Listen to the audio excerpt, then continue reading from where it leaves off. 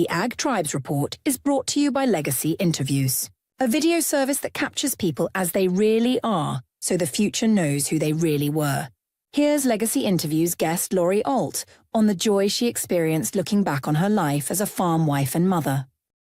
My career was raising my children, being a wife to Steve, helping on the farm, and I'm so glad for doing all that. Having this interview with you helps us see those good things that we have done, how happy I was in all those choices that I make. We can say that and put it in this interview to pass it on to our children and our grandchildren and great-grandchildren someday. So I think you have a great gift to give people.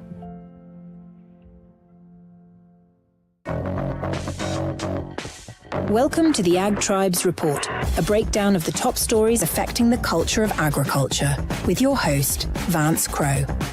The report begins in 3, 2, 1. Let's begin. Welcome to the Ag Tribes Report. I'm your host, Vance Crowe. Each week, I bring on a co-host to represent the perspectives of one of the many ag tribes that collectively make up U.S. and Canadian agriculture. This week, we have a great honor. We have Keely Covello, an independent reporter and documentary filmmaker who digs deep into agricultural issues through her organization, America UNWON. Keely has built a reputation for detailed investigative reporting on government overreach affecting independent farmers across the country, and I think it is no overstatement to say that she is changing the lives of hundreds of people that otherwise would be left to the whims of the government. So, Keely, welcome to the show. What have you been paying attention to lately? Thank you so much for having me, Vance. It's my honor to be here. Well, man, there's been a lot of ag news lately. So we've been, inundated with all of these stories from the pipeline crisis that we will talk about a little bit later, I believe, in the big, beautiful budget reconciliation bill, the Maud family in South Dakota. Those are just a few of the stories that have really come to the forefront in the last couple of weeks. But it's a good time to be in ag journalism. We are not short of stories. Well, I think you've actually made it a good time to be in ag journalism. I mean, the Maud family, I found out about that through you. I found out about the cattle ranchers on the island out in California that are being forced off. I mean, some of these issues that when you dig into them, you're like, these are massive, very big stories that no one else was talking about before I found it from you. Well, that's kind of you to say. Yeah, the story of the Point Reyes ranchers is another great example. And all of these are involving federal agencies that impact all of us. So they have a lot of reach. So I think it's relevant for everyone, whether you're in California, whether you're in South Dakota, like the Maud family. These are stories that impact everyone in agriculture and all Americans who eat food. How did you start America UNWON? It's a passion project, really. I was a journalist. I went to school for journalism. I worked briefly in DC. In my hometown in Mendocino County, I was a reporter. And then I got into documentary filmmaking and just wanted to kind of share my understanding of this lifestyle from a more authentic lens. I didn't always find the freedom in media to cover the stories I felt were important.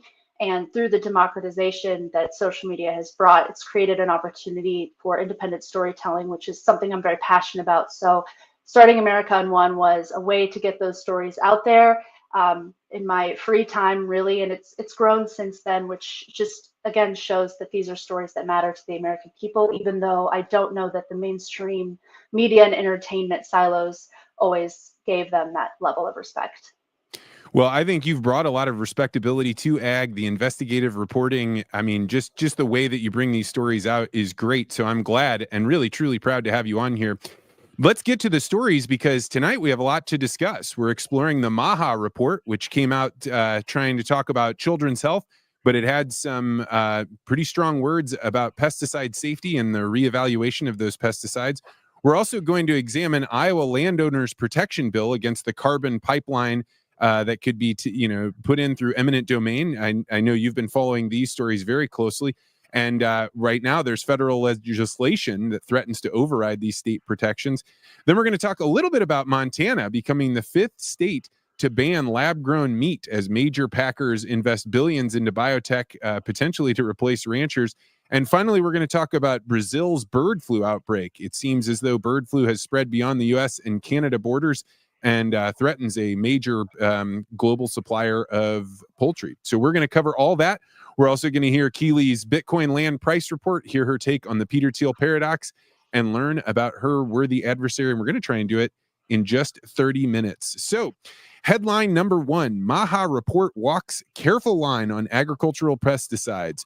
The Make America Healthy Again report has been released, and it's attempting to balance criticism of pesticide use with support for farmers. The report recommends that federal agencies, quote, study pesticides widely used in commercial farming, and calls for reassessing them, but includes a significant caveat saying American farmers rely on these products and actions that further regulate or restrict crop protection tools beyond risk-based and scientific processes set forth by Congress. And so this must involve a thoughtful consideration of what is necessary for the adequate protection, alternatives, and cost of production. This goes on, but I have to say that farmers were quite worried about this. The national corn growers were worried. The Farm Bureau came out with pretty strong words before the report was released saying, hey, you can't just come in here and say America's not healthy because of our practices. Don't ban these. Keely, the report seems to be trying to have it both ways, questioning pesticide safety while not attacking agricultural directly. What do you think? Did they walk that line? What do you think about the reevaluation of pesticides? I do have confidence that this administration is listening to producers. I believe that that is at least their intent, and certainly they've signaled as much. We do have to have a conversation about additives and modern agriculture and practices in our country, but we can't, throw the baby out with the bathwater.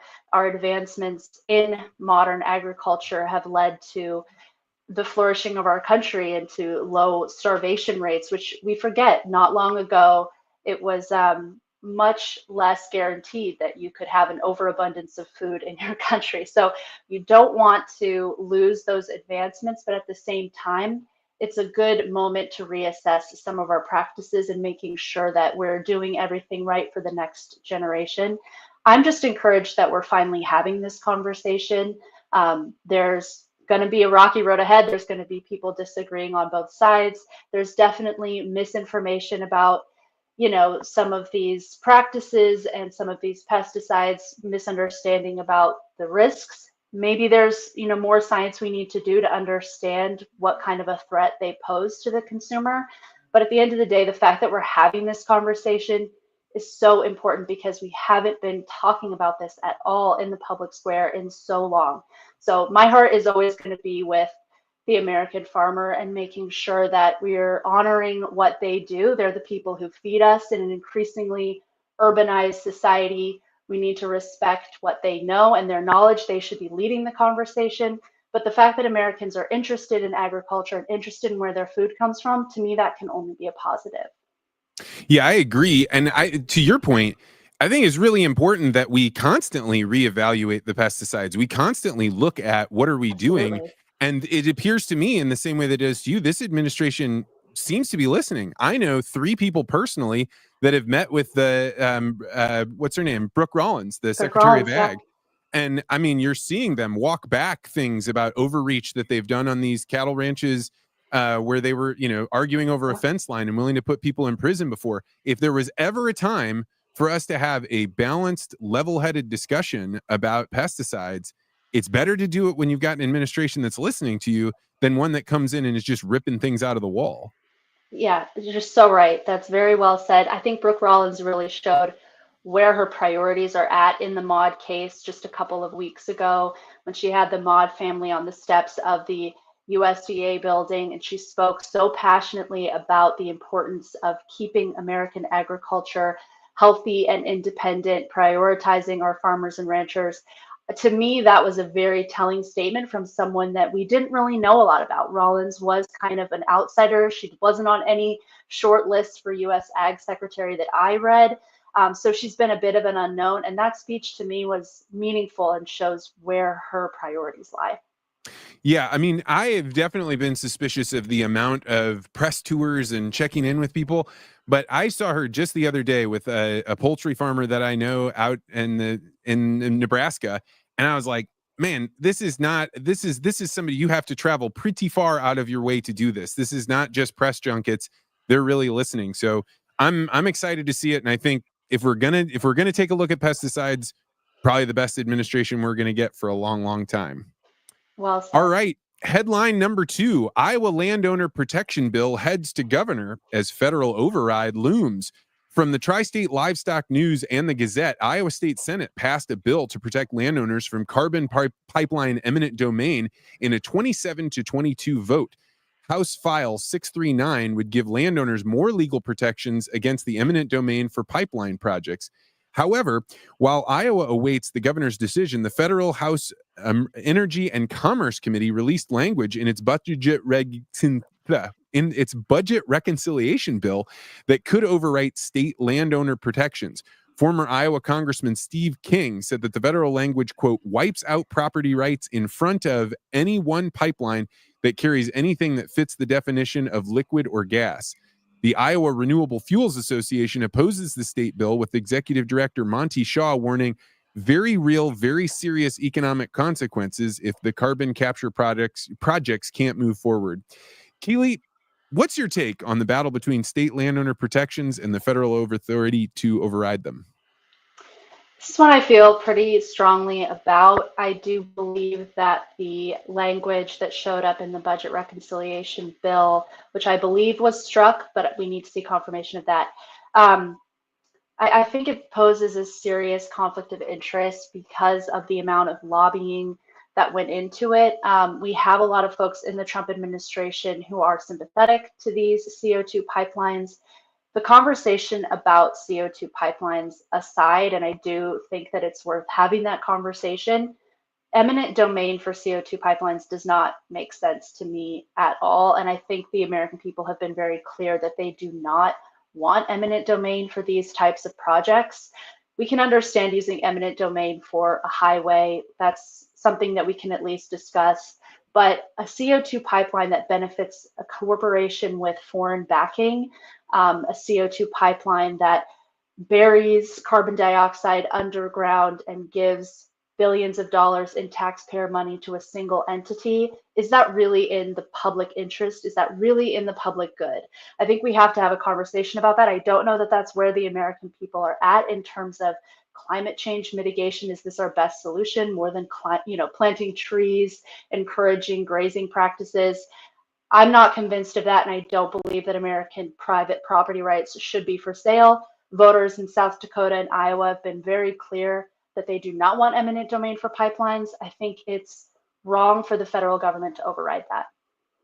I am with you 1,000%. We've covered this on many episodes of the program where, first of all, carbon pipelines, like, the only reason there's a market is because they're hoping to use tax money to be able to make money off this, because nobody actually wants this as a function of the free market. And so you're taking taxpayer money to put a pipeline in the ground that, if it leaks, it kills people. It has killed people. And on top of all of that, you are running over the most sacred of all rights for humans, which is property rights. And so whoever is doing this, fuck you. Like, it is not in your purview to be able to come in and say, well, if we get enough people that say we want your land, then we can just take it, because you can't. And like, that is the very core reason that we have the government around, is to protect our property rights. And if the government is coming through and saying, no, actually, we're just going to rip these things out of your hands, like, this is no bueno. And we should fight till the very, very bitter end on this one. I could not agree with you more. Yeah, absolutely. This is a hill to die on. And if you have the threat of eminent domain looming over these conversations, then it's not really a free and open conversation at all. Yeah, and I mean, it's one thing to have county eminent domain or even state eminent domain, but federal eminent domain means that somebody that doesn't even live in your state, knows nothing about it, has never set foot on your property, doesn't ever have to look you in the eye, gets to make these decisions. And if you give this power to an administration you like, we all have to remember that eventually it switches, and you give this power to a group of people you don't like. And I mean, like, that was so vague about any gas. Like, this is Right. not a good way to go. It's giving way too much power away. Right. And this isn't legislation to deal with the CO2 pipelines themselves. It's just making corporations have to deal with the same playing field the rest of us deal in, where you have to convince someone to partner with them. You don't get to hold a gun to their head because you paid the government $10 million, which was part of this budget reconciliation language. Well, I will keep an eye on this. I know we have a lot of people out there on X that are talking about this, but it's one of those things that you just cannot let your guard down. And I will always support and blow oxygen on these. And I know you, of all people, have really shown a lot of light on this. Oh, well, Vance, yeah, I'm so glad you're on this story. I think it's so important to everyone outside of Iowa, outside of South Dakota, outside of this immediate Summit Carbon Solutions pipeline. This has huge repercussions. And I think you nailed it when you said you can't give permissions to an administration you may like, knowing that a future administration can abuse those permissions. All right, moving on to headline number 3. Montana becomes the 5th state to ban lab-grown meat. This is from Zero Hedge. Montana Governor Greg Gianforte signed HB 401 into law, banning the manufacturing and sale of lab-grown meat. Quote, so-called lab-grown meat has no place in Montana, Gianforte wrote on X, adding he is, quote, proud to defend our way of life and the hardworking Montana ranchers who produce the best beef in the world. Montana joins 4 other states in prohibiting lab-cultivated proteins. The push comes after the Biden-era policies that fast-tracked approval for companies like Good Meat Inc. and Bill Gates-backed Upside Foods. The FDA issued a no-questions-asked approval for lab-cultivated chicken cells in 2023, while the USDA has yet to fulfill its regulatory role on labeling requirements. Even as whistleblowers were comparing lab-grown meat startup Upside Foods to Theranos, major meat packers like JBS, Tyson, and Cargill have rapidly invested billions to replace ranchers with biotech. Montana State Rep Braxton Mitchell said, quote, we won't let synthetic products with misleading labels undercut the hard work of Montana's farmers and ranchers. Keely, this seems like the kind of government corporate partnership that is kind of against the independent farmer producers that you've been documenting, but you're also pretty strong on personal rights. So where does this fit with the way that you view the world? That's a great question. I think it's an interesting example of federalism. These are individual states banning these foods. So, you know, there's a little bit more accountability to your state government. Is this reflective of what people want? I think it's probably best always to have these conversations and let the market decide. And personally, I think that is a very compelling argument against these lab-grown meat companies. At the same time, you know, you just mentioned JBS, Tyson, and Cargill, these huge meat packers who are consolidating against producers, putting money against producers to replace them with these lab-grown options. So we're not totally fighting a fair fight here. I think ultimately we need less regulation so that we can have more competition against these meat packers. I don't think the American people want lab-grown meat. I think the market has done a pretty good job rejecting lab-grown meat on its own without legislation. Most of these companies are tanking. I've reported on some of the pretty wild practices these investors are using to try to get a leg up in the market, and still people are rejecting it. People don't want Franken meat. They want the real thing. And I don't know that we need this legislation, but I do think it's reflective of kind of a knee-jerk reaction of the American people against more processed fake food, shutting out our producers. Keely, you're causing a problem for me because we agree 100%, and my audience likes it a lot better when I disagree. But I'm with you. I think that absolutely this should not be done at a federal level, and if a state wants to do it, this is where I get like very uncomfortable, because I do want states to be able to say, hey, this is how we have decided to live. This is what we want in our place. But I wouldn't then want Montana to be able to say you're not allowed to transport, lab grown meat from this state into our state, or, all the things that come with adding more laws. So to me, the best way to defeat this is the open market. But the way the open market has to work is lessen all the regulations so that these big meat packing houses that use regulatory moats to be able to grow all their power is actually spread out among little producers. And then all of a sudden you wouldn't have a Locker or a small head butchery or processing facility putting money into lab grown meat. But they would be undercutting those packers who are doing this. So to me, more free market would lower the ability for these companies to tilt the scales in their favor. Yeah, that's really well said. I mean, the free market is always kind of the answer, right? Because we have a great argument here. We don't necessarily need legislation to make that argument for us.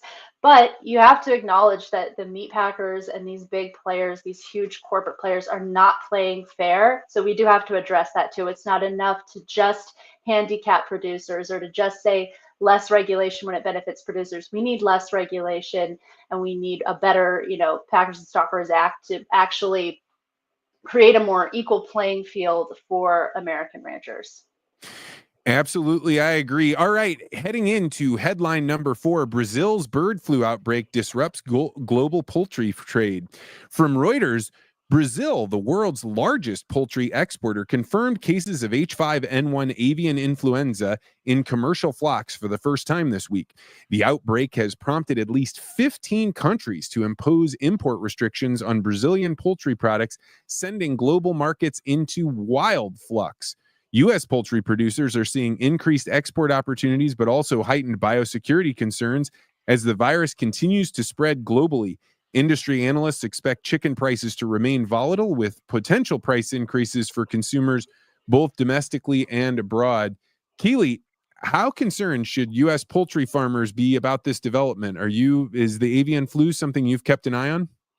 A little bit. I do think that we overreacted in killing off hundreds of thousands of birds in this last outbreak. I have more confidence in this USDA than the Biden USDA to protect our borders. We've seen that with Brooke Rollins shutting down the southern border because of the New World screwworm concerns. So I have confidence that this administration has more of the producer and our local domestic producers' interests at heart than the previous administration.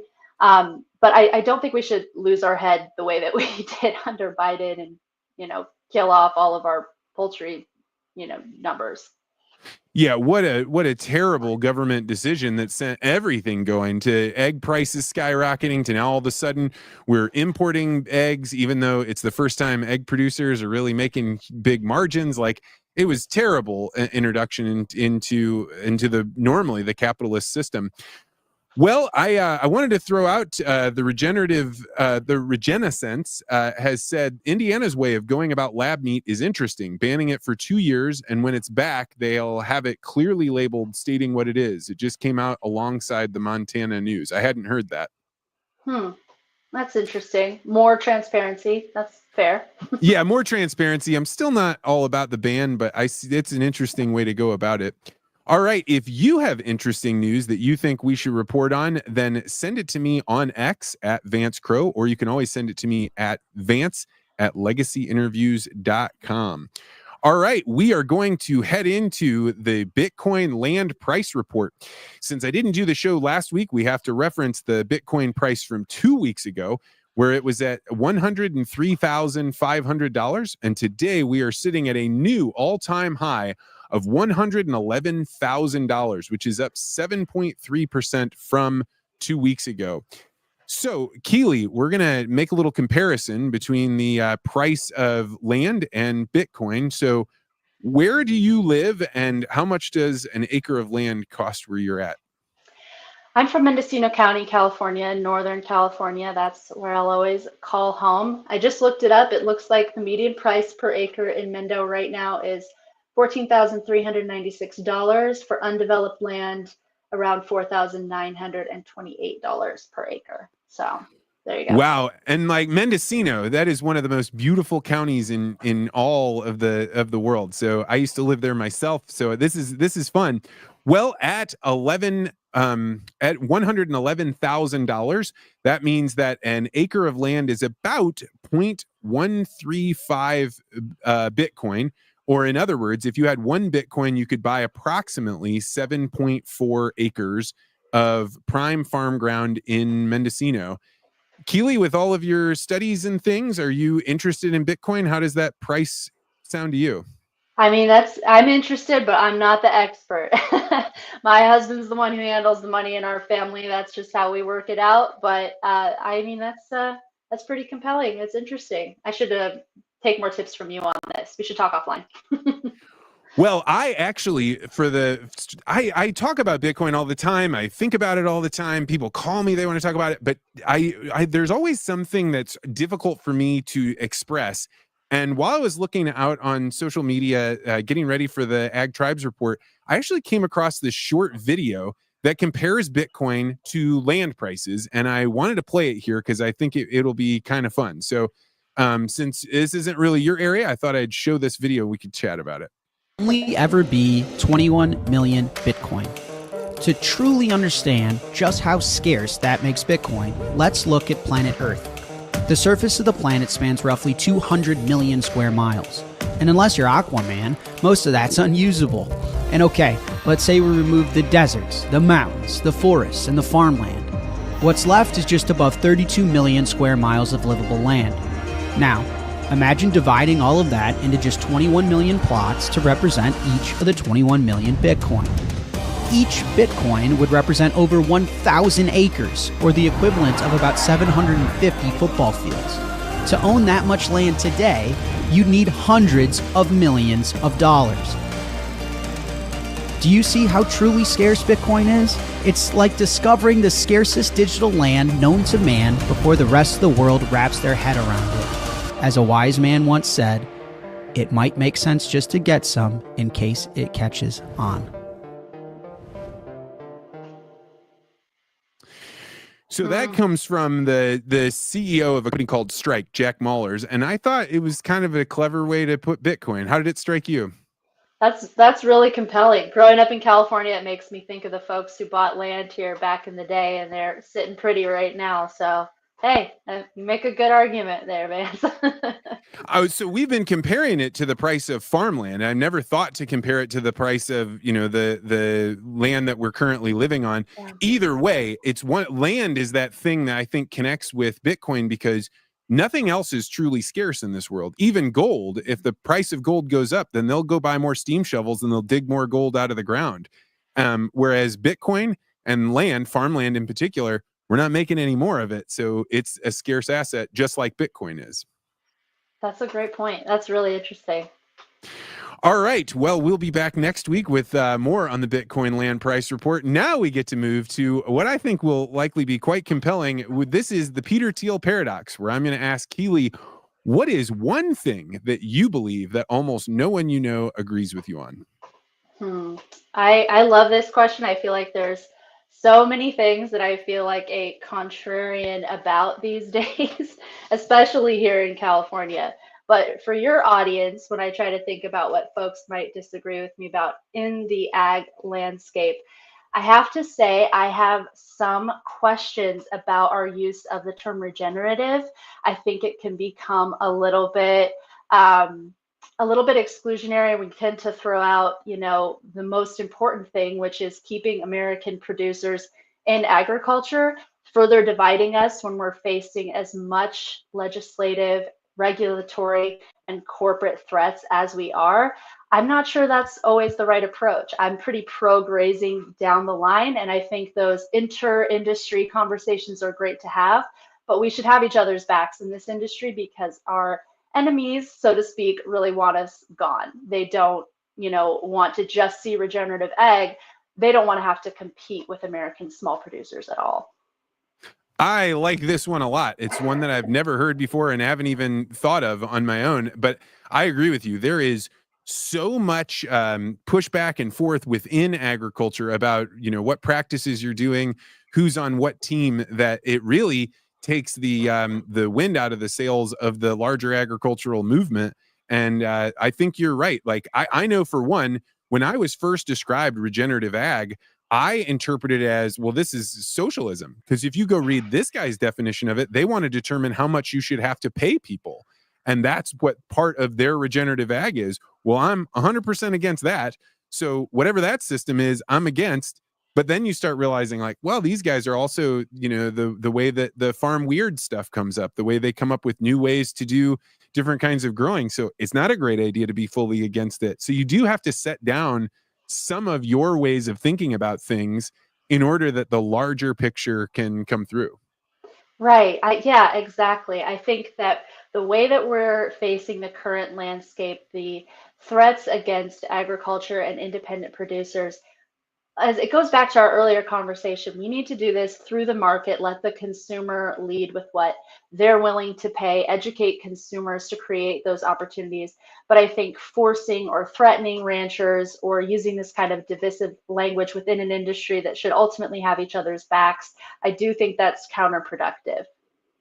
Well, I am going to give you a solid 8.0 on this. I'm impressed. It's a new and different thing. I don't think it'll make anybody too angry, but it's definitely an interesting one. It actually reminds me of something I saw on X that I thought I would bring up here.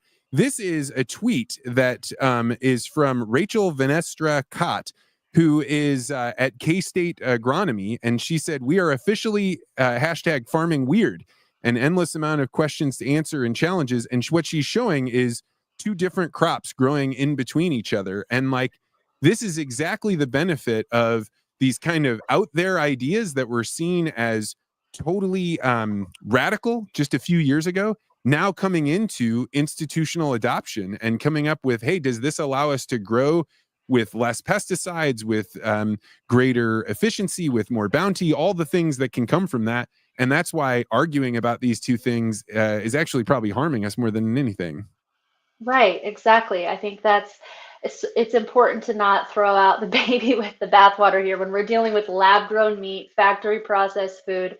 You know, we can have disagreements about how you graze, but the fact that you're grazing to me is a win. I'm always going to be on the side of the family farmer ranch that's still doing things locally, accountable to their community. I think that is always something I'm going to support.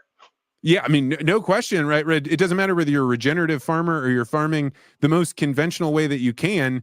If eminent domain comes for your property, it comes for your property. Exactly. Yeah. And sometimes these terms, like there isn't necessarily an agreed upon definition of regenerative. So I don't want that to become a weapon the other side can use to add more regulation and beat down our independence further by using these buzzwords to further restrict what we're allowed to do. While the other side, JBS and these big players, they strip the Brazilian rainforest, they bribe officials while they go public in the US. That's not a future that I think is beneficial for consumers or producers. Well, this leads us to the final segment where we talk about worthy adversaries. And I am very curious to know, who is somebody that you respect, but that you strongly disagree with?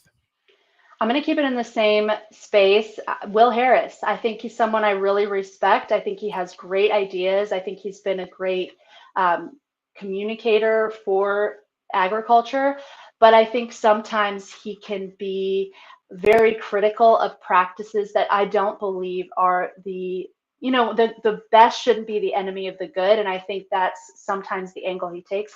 And maybe this is coming from my perspective as someone who speaks to urban audiences about agriculture. So I always want to defend farmers and ranchers when I think they're doing the right thing or doing their best in the situation that they're given. But I don't always love exposing those inter-industry debates to a world that can take that and just take away the message that beef is bad unless it's this very niche product. In my opinion, if you buy beef that was raised in the US, you're buying a great product, period. Well, great. I'm always excited when somebody's willing to throw out a name and say like, hey, this is somebody I respect, but like, this is where we differ, because this is the only way that you have better conversations. If you just keep these disagreements in your mind, that person goes on thinking, hey, I look at all these likes I got, but doesn't really say like, hey, there's some kind of thing I could grapple with. So bravo to you. Well, we are going to wrap up, but before we do, I am so curious to know, like, what is on the horizon for you with America UNWON? Like, what do you see going on, both for the organization that you're building, but what stories are on the horizon? I have a bunch of stories I'm working on right now. Actually, a couple are from Mendocino County, so if you have some familiarity with that area, you know it's absolutely gorgeous. It's also a little wild and western out there. I was just talking to a friend who visited, and he was saying, we've got hippies in Mendocino County, but they're the kind that have a gun and will kill you. They're doomsday prepper hippies. They're not like peace and love, Grateful Dead hippies. Yeah, So it's a Vietnam wild vets place. that booby trap their land. Like it's a wild Yes. place up there. It really is. And now we have a lot of cartel presence up there because of the legalization of marijuana locally that goes back to this, I believe, the 80s or something like that. But anyway, so I did a documentary last year on the murder of a rancher in the Humboldt County, Mendocino County border area. And this last week, 2 more murders happened, one right next to the site where he was killed, another in a reservation town involving a drug trafficking organization. So I was speaking to the sheriff about that. I'm speaking to some of the natives up there about that, what they're dealing with living on reservation land where there is less federal jurisdiction. So they're often a target of these transnational drug trafficking organizations that are Governor Gavin Newsom. He doesn't give the time of day to rural California. The sheriff told me he's never returned his phone calls.